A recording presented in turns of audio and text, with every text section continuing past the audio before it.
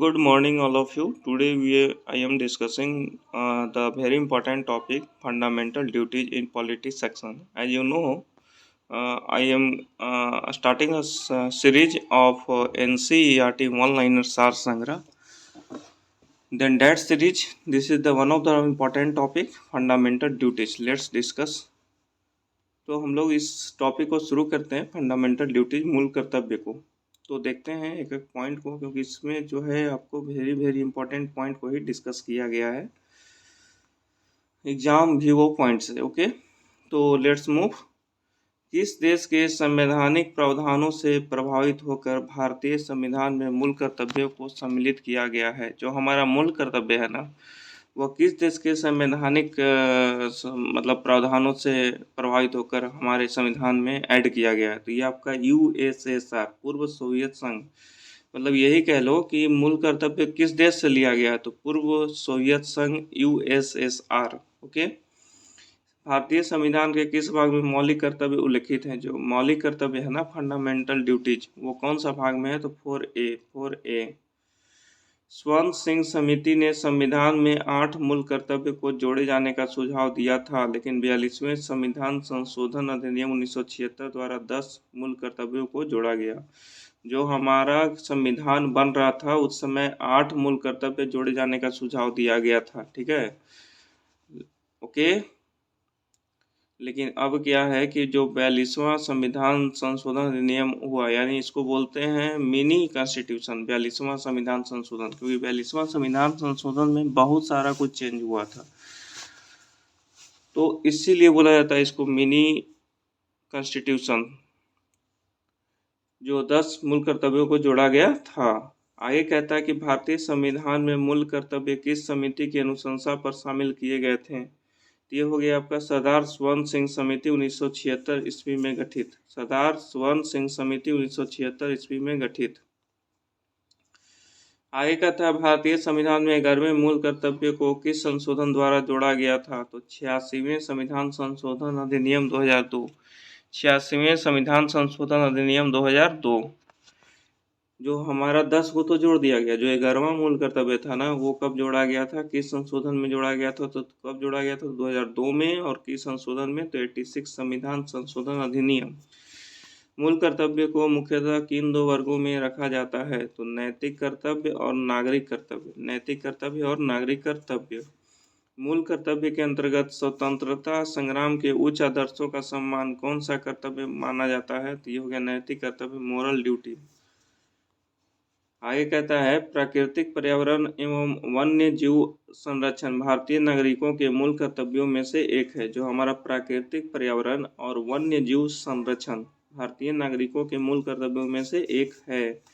राष्ट्रीय महत्व के स्थानों और स्मारकों की रक्षा करना मौलिक कर्तव्य नहीं है, बल्कि राज्य के नीति निर्देशक तत्व DPSP का अंग है।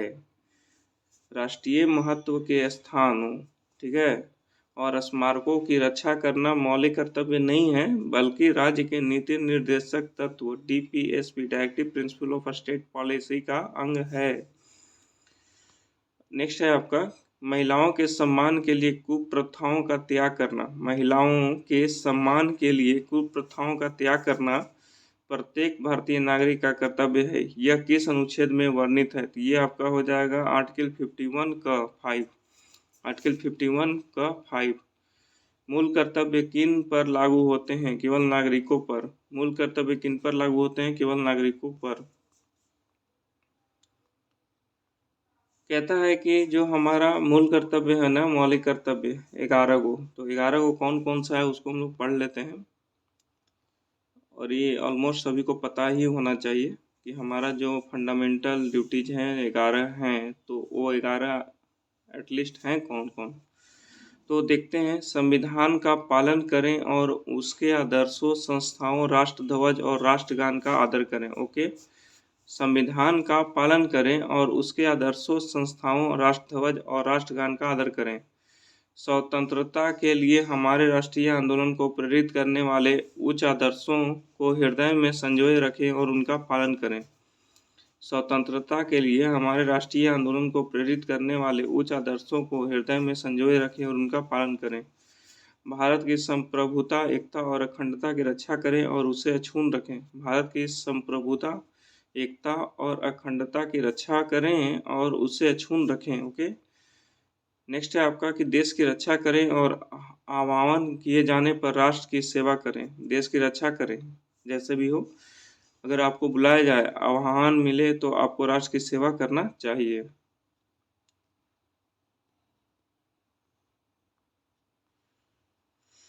नेक्स्ट कहता है 5th पॉइंट आपका कि भारत के सभी लोगों में समरसता और समान भ्रातृत्व की भावना का निर्माण करें, जो धर्म, भाषा और प्रदेश या वर्ग आधारित सभी भेदभावों से परे हों। ऐसी प्रथाओं का त्याग करें जो स्त्रियों के सम्मान के विरुद्ध हैं। भारत के सभी लोगों में समरसता और समान भ्रातृत्व की भावना का निर्माण करें, जो धर्म, भाषा और प्रदेश या वर्ग आधारित सभी भेदभावों से परे हों। ऐसी प्रथाओं का त्याग करें जो स्त्रियों के सम्मान के विरुद्ध हों, मतलब स्त्रियों का पूरा सम्मान दें।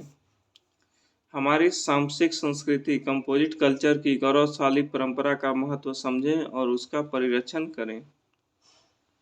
नेक्स्ट है आपका 7th पॉइंट, प्राकृतिक पर्यावरण जिसके अंतर्गत वन, झील, नदी और वन्य जीव सम्मिलित हैं की रक्षा करें और उसका संवर्धन करें तथा प्राणी मात्र के लिए प्रति दयाभाव रखें। प्राकृतिक पर्यावरण जिसके अंतर्गत प्राकृतिक पर्यावरण जिसके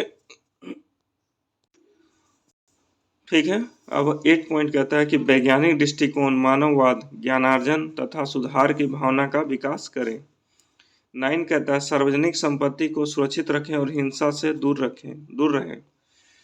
10 नंबर है कि व्यक्तिगत और सामूहिक गतिविधियों के सभी क्षेत्रों में उत्कर्ष की ओर बढ़ने का सतत प्रयास करें, जिससे राष्ट्र निरंतर बढ़ते हुए प्रयत्न व उपलब्धि की नई ऊंचाइयों को प्राप्त करे।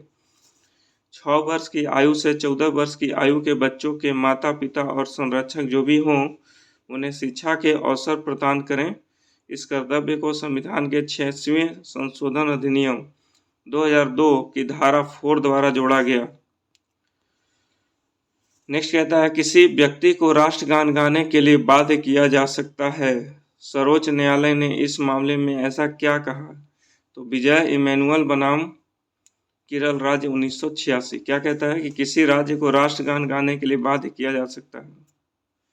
ऐसा नहीं है कि ऑप्शनल नहीं है, बाध्य किया जा सकता है। सर्वोच्च न्यायालय ने इस मामले में ऐसा कहा है। तो विजय इमैनुअल बनाम केरल राज्य 1986 में। ये अंतिम लाइन है इस पेज का, तो आइए देखते हैं इसको। कहता है कि सर्वोच्च न्यायालय के मुख्य न्यायाधीश PN भागवती, जिनका वर्किंग पीरियड है 1985 to 86, को जनहित याचिका का जनक, फादर ऑफ PIL कहा जाता है। जो हम लोग PIL पढ़ते हैं ना, फाइल दर्ज करना, अगर आपको पर्सनली किस तरह का हो रहा है तो रिट हॉर्पस को आप एडिट कर सकते हैं। तो यही था दोस्तों, थैंक यू वेरी मच।